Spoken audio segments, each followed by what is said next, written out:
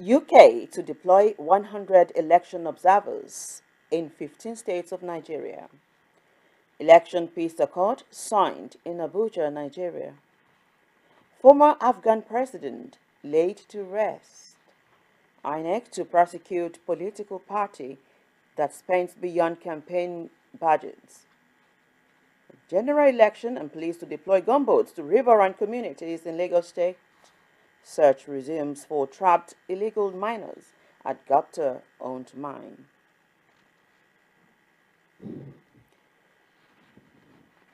Good evening. Welcome to Heritage News. I am Veronica Olabisi Obadara, and the news has been produced by Oladeji Ibrahim Daudu. In Nigeria, the former head of state, Abdulsalami Abubakar, chairman of the National Peace Committee, has warned the presidential candidates contesting in this Saturday's general election against doing anything to make a bad situation worse. This was contained in his opening remarks at the signing of a peace accord at the International Conference Center earlier today in Abuja, Nigeria. Present at the signing of the accord were President Muhammadu Buhari of the All Progressives Congress, APC, Alhaji Atiku Abubakar, the presidential candidate of the People's Democratic Party, PDP, former Nigerian head of state, Yakubu Gowon, Professor Mahmoud Yakubu, chairman of the Independent National Electoral Commission, INEC, former Liberian President Ellen Johnson Sirleaf, and many other dignitaries.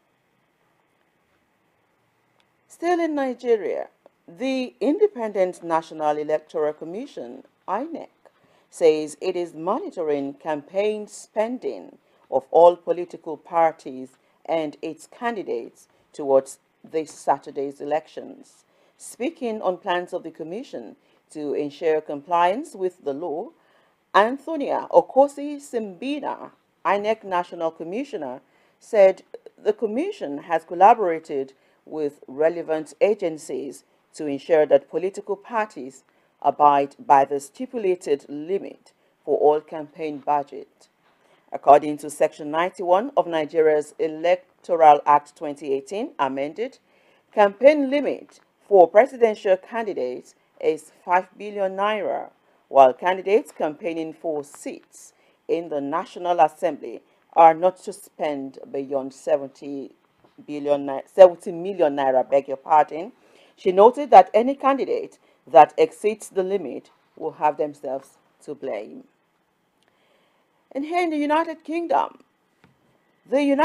says it will deploy more than 100 observers into 15 states of Nigeria for the general elections commencing this Saturday.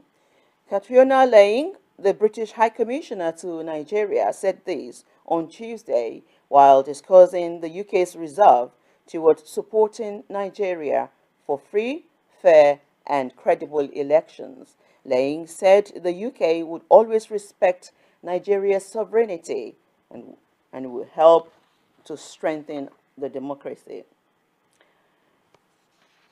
And we're still in Nigeria, especially as elections are approaching. Ahead of this Saturday's elections in Nigeria, the police have allayed fears of possible attacks by militants and miscreants in riverine communities in Lagos State, Nigeria.